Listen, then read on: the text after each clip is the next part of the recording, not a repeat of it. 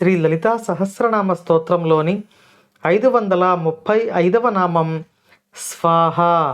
మంత్రస్వరూపంలో శ్రీ స్వాహాయై నమః. మనం 475వ నామం విశుద్ధి చక్ర నిలయ నుండి 534వ నామం యాకిన్యంబా స్వరూపిణి వరకు 60 నామాలలో వివిధ శ్రీచక్ర స్థానాలలో కొలువై ఉండే దేవతల గురించి, వారి స్వరూపాలు, వారి వర్ణనలు, వారు ధరించిన ఆయుధాలు, వారికి ప్రియమైన ప్రసాదాలు, వారి యొక్క అనుగ్రహం ఏ విధంగా ఉంటుంది, ఈ వివరాలు వసిన్యాది వాగ్దేవతలు మనకు వివరించారు.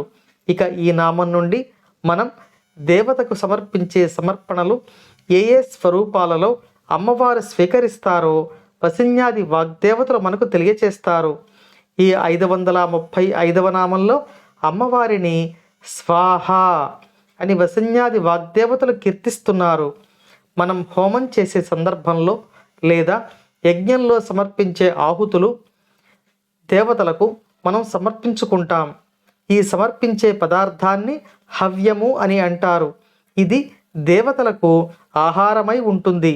మనం హోమములో లేక యజ్ఞములో వివిధ దేవతలకు సమర్పించే ఈ హవ్యములను ఆయా దేవతలకు అందజేసే దేవత యొక్క నామం స్వాహ. ఈ శబ్దం దేవతలకు ఆహ్వానాన్ని అందిస్తుంది. అంతేకాకుండా ఆత్మజ్ఞానాన్ని మనకు ప్రసాదించే దేవత యొక్క నామం కూడా స్వాహ అయి ఉన్నది.